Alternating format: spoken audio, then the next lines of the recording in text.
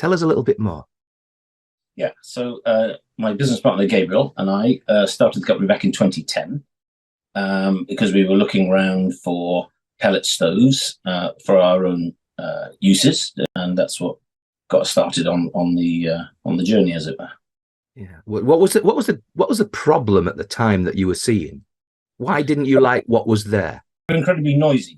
That's the problem. But in North America, what I learned was that people put them in the basement, and you sort of forget they've got basements where they have the pool table and the jukebox. So the noise isn't a factor. But we, of course, don't tend to have basements. We tend to put them in our lounges where having noisy fans is a big issue. So the idea had been in the back of my mind for a long time. And so I went to see my local stove dealer.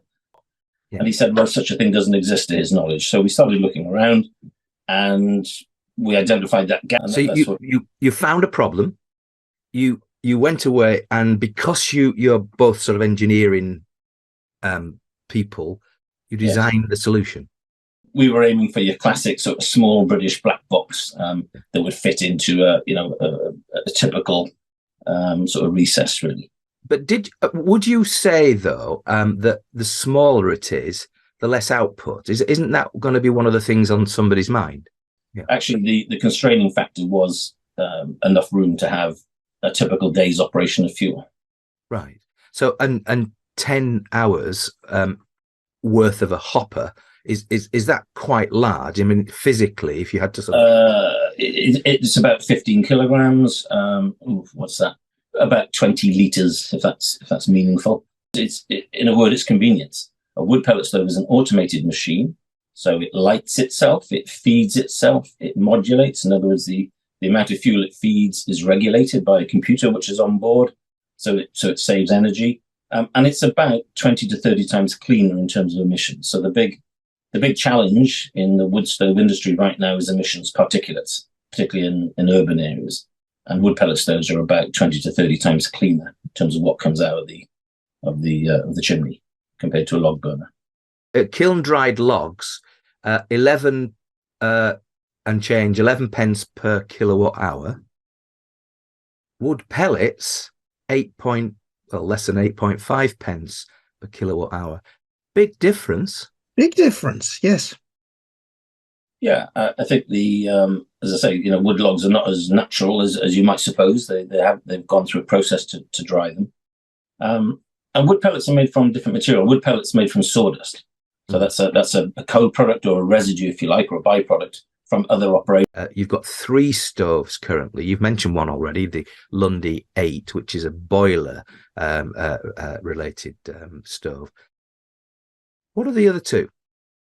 So the Lundy 5 is the original stove we developed, which was designed to fit into your traditional British recess. So it's the smallest stove on the market, and that's just a 5 kilowatt room heater stove, if you like. It's an automated device that's self-feeding, self-lighting, and self-controlling. Yeah. And then more recently, we've launched the Ramsey, which is a 6 kilowatt stove, because it dawned on us quite late in the day that a lot of our customers actually don't have recesses. And if you're in a freestanding application, maybe something like a kitchen extension or a conservatory, where you don't have a recess, then you don't need to be constrained by the height. Yeah. So the Ramsey is a taller and a slimline version that goes close to the wall and is ideal for those kind of applications. So the Italians had it half right then? Yeah. Yes, to be fair, they did. There's a few bits they didn't get right. To do with flame quality and so on, which is... something we haven't really covered yet, but it's funny you mentioned flame, Mark. But I mean, the flame itself, isn't that one of the most attractive things to a potential purchaser? So we got an award actually for our flame at that show. But yes, you're quite right. So the flame, and going back to the Italians, what we found with the Italian stoves that we've looked at is they tend to have a flame like a Bunsen burner. It's a very short, fierce flame that's not particularly attractive, and that's actually what took us all the time with our prototype, was getting that flame right. So we've got a nice lazy flame as you would have with a log stove, but one that's clean, that meets the emissions requirements, but still has attractiveness. So that's kind of one of our USPs. We've got a patent on that design. We've got a UK patent on that, on those features that allow that flame to be designed in that way. The understanding I have, Mark, is that when people watch the flame, it reduces their blood pressure. It's just one of those things that I read in preparation of this conversation, and I was thinking, wow, isn't that one of the reasons that people would actually want to buy?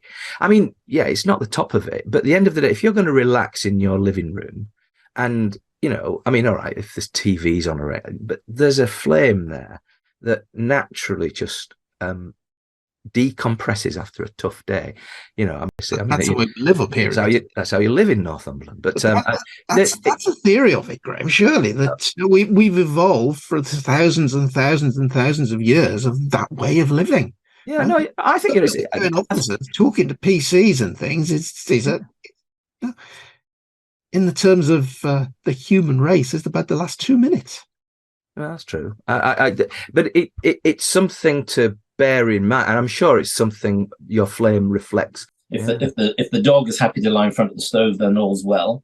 Yeah. And so far that's always been the case. So that's the sort of feedback I get. I've not had so much insight from some of our human clients to that extent, but yeah, I mean, I think you're ahead of the curve generally, and obviously, if you're the only smoke-free zone stove provider, then by definition you're ahead of the curve.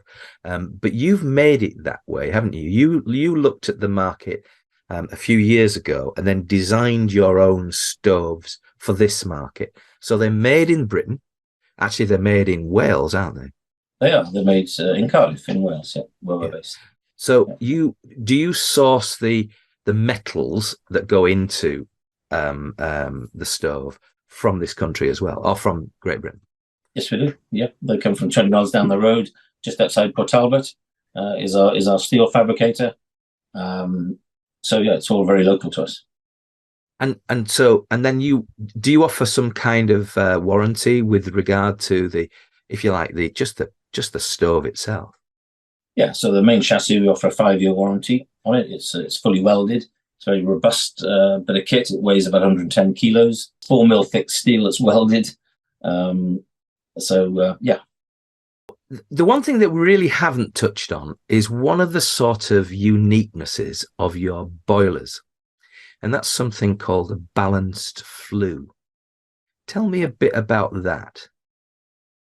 Okay, so it's a flue design whereby the position at which the air that's used for burning, the position of that air inlet is the same as the position of the outlet for the exhaust gas. So they're one and the same position, whether it's at the top of the roof or on the side of the house. And what that means is that when the wind is blowing and creating pressure at the terminal, that pressure is applied equally to the inlet of the stove and the outlet of the stove. And that's where the term balance comes from, because it means that the pressures in the stove are balanced, they're equal.